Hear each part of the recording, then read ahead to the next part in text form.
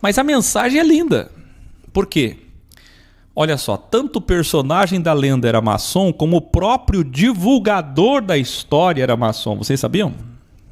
Caramba. Não há nenhuma prova de que ele realmente existiu. Mas é possível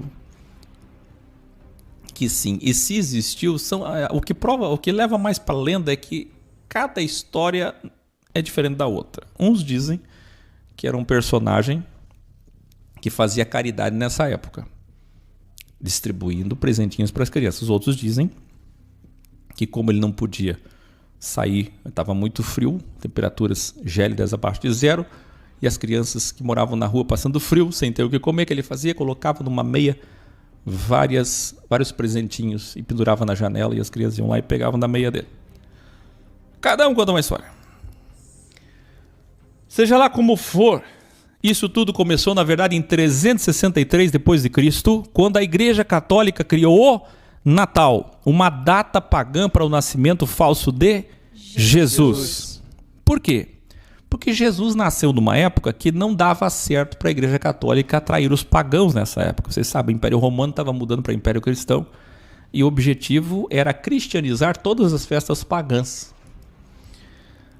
Então, na verdade, Jesus nasceu ou em abril, Abib, ou em agosto do ano 7 a.C.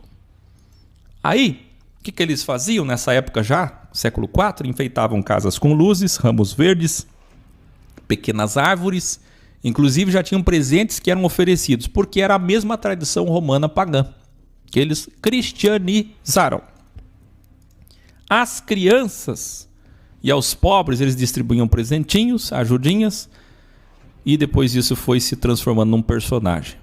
800 depois de Cristo, as árvores natalinas chegam, veja, só muito tempo depois, e como é que chegam? Um cardeal que substituiu a árvore de carvalho do sagrado Odin. Vocês lembram que esse século aqui a gente viu na série Mossad, era o tempo dos vikings, né? E com essa influência deles nos países nórdicos, precisando ser cristianizada, o que a Igreja Católica fez? Substituiu o carvalho ao deus Odin com o pinheiro. Uma coisa tão ridícula. Substituiu o carvalho pelo pinheiro católico. E São Francisco de Assis depois vem e cria o presépio até chegar o Papai Noel maçônico da caridade. Olha aí. E por que existe um Papai Noel dentro das lojas? Para despertar nos maçons a necessidade de fazer caridade e solidariedade no final de ano. Mas é só no final de ano? Não. Ah. Então, senhores, como está dizendo a Dina Martins, eu pergunto para vocês. E aí, alunos? Vocês são bonzinhos ou cheios de travessuras? Doce ou carvão? Doce. Doce, né? E aí, vai doce ou vai carvão? Vai doce? É muito importante a gente ter esse resumo do Papai Noel original, para vocês nunca mais esquecerem. É um assunto importante para vocês abordarem no final de ano na mesa quando tiver oportunidade com a família, para que eles conheçam o Papai Noel dual original.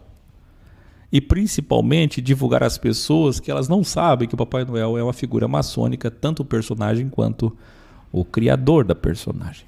Certo?